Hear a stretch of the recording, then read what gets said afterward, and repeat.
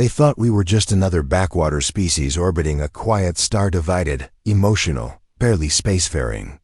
When their warships entered our system, they expected panic, submission, maybe a few desperate attempts at defense. What they didn't expect was silence. The kind of silence that comes before a storm. Because what the galaxy never understood is that humanity isn't dangerous because of our weapons. We're dangerous because of what we become when we're cornered. When the Thalzer Dominion declared war, they didn't just awaken a military response. They triggered something far older, far deeper.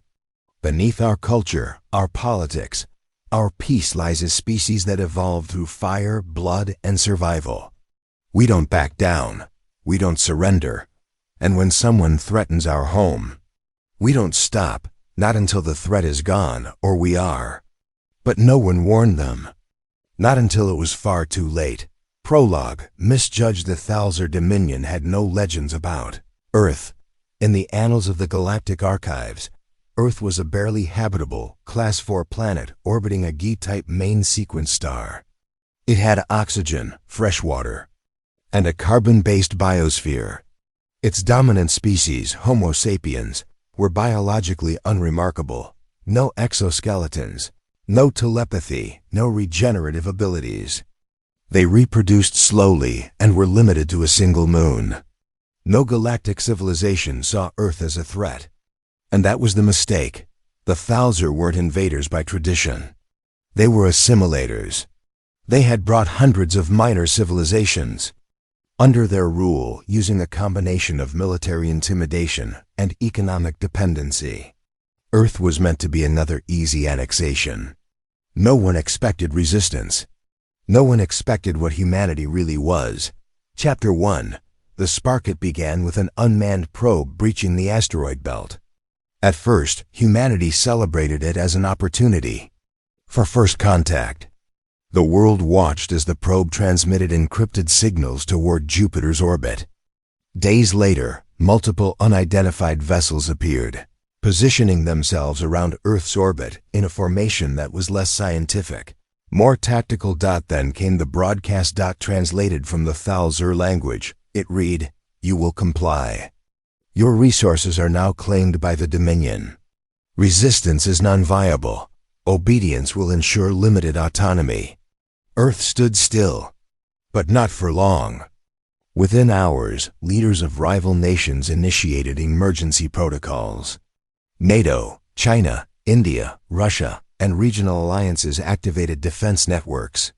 For the first time in history, global cooperation wasn't a dream, it was necessity. Underestimation. Thalzer underestimated something fundamental, the nature of human conflict. For the last 10,000 years, Earth had been defined by it. From tribal skirmishes to world wars, from guerrilla insurgencies to nuclear standoffs, humanity had perfected the art of survival through chaos.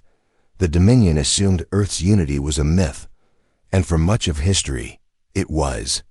But war has a strange effect on humans. It simplifies, it galvanizes. It awakens a shared instinct older than nations. Protect the tribe. Earth's militaries activated their joint space defense systems. Satellites armed with kinetic interceptors went live. Massive power grids were rerouted to hidden defense arrays buried under mountain ranges. Cyber warfare teams launched simultaneous attacks to map and infiltrate the alien fleet systems. The Thalzer didn't even realize they were being watched. First strike, they fired first. A high-orbit orbital platform released an antimatter warhead targeting Cape Canaveral. It was neutralized in flight. The retaliation wasn't a counter-missile. It was a signal. Chapter 9. The observers, unbeknownst to Earth, other galactic civilizations had been watching. Not out of curiosity, but fear. Many had encountered the Dominion and submitted. Others had resisted and been erased. But Earth? Earth had survived. More than that, it had won. On ancient planets orbiting binary suns and water worlds hidden in gas nebulae, leaders gathered and debated. Whimmers, aggressive adaptive apex. The term spread. quietly, respectfully, reflections in ash back on Earth. The world was changed. Skies still bore scars of orbital battles. Cities rebuilt under the shadow of defense towers and plasma cannons. But humanity remained defiant. Memorials rose for the fallen soldiers, hackers, farmers, children. Everyone had fought. Everyone had mattered. The war didn't create unity. It revealed it. In universities, alien tech became curriculum. In deserts, new launch pads rose like steel trees. In homes, parents told stories, not just of war, but of how Earth found its voice. A voice the galaxy would never forget. Legacy of fire. Years later, a probe entered the outer edge of the solar system. It bore no weapons, only a message, etched in every major galactic language. We do not seek war. But if war seeks us, we will not hide. We are Earth, we endure. Galactic empires took note. Trade emissaries came bearing peace, not threats.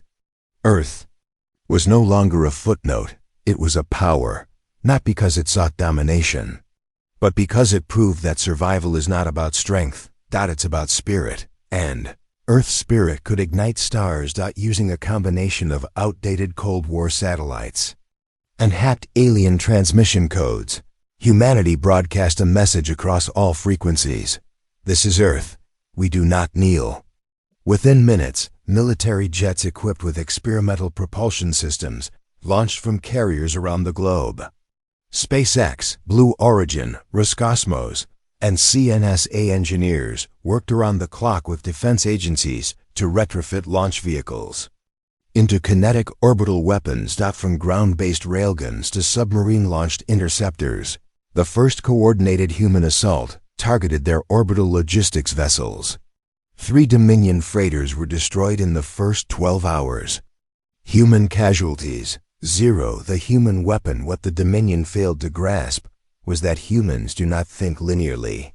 In labs, bunkers, and makeshift command centers, scientists began decoding alien tech within days. Using captured debris, they reverse-engineered shielding alloys, propulsion drives, and adaptive communication arrays. But technology wasn't Earth's greatest weapon. It was psychology. Earth had perfected the use of asymmetric warfare. With drones, EMPs, autonomous underwater vehicles, and space-based cyberattacks, they turned the tide quickly. In the Pacific, a cloaked alien frigate disappeared off radar. It had been lured by a false data trail created by university students in Tokyo working with NATO intelligence. Even civilian hackers joined the effort. Groups once seen as threats, Anonymous, Red Hack, Chaos Computer Club, shifted their targets. Within 72 hours, Earth had launched the largest grassroots cyber assault in known history. The turning point, the Dominion began to panic. Not because they were losing ships, but because of what they were witnessing. Humans didn't just fight. They enjoyed it. They took pride in resistance. When cities were targeted, civilians didn't scatter. They organized. They built bunkers, rationed supplies, hacked drones, and shared open-source instructions to disable Dominion tech. Children learned to identify alien drones. Grandmothers coordinated food drops. Former gang members joined local militias and fought. Alongside retired veterans. The Dominion realized they hadn't invaded a species. They had provoked a global insurgency. Lessons of history. Earth had seen colonizers before, and it remembered. From the Mongol invasions to British imperialism, from Nazi occupation to Cold War propaganda, humans had a long memory of those who tried to dominate them. And they had learned that occupation never lasts if the will to resist is strong enough. Resistance cells popped up in every corner of the world. Even when Dominion troops landed in remote regions, they were met not with fear, but fury. In the Amazon, indigenous tribes used alien weapons against them.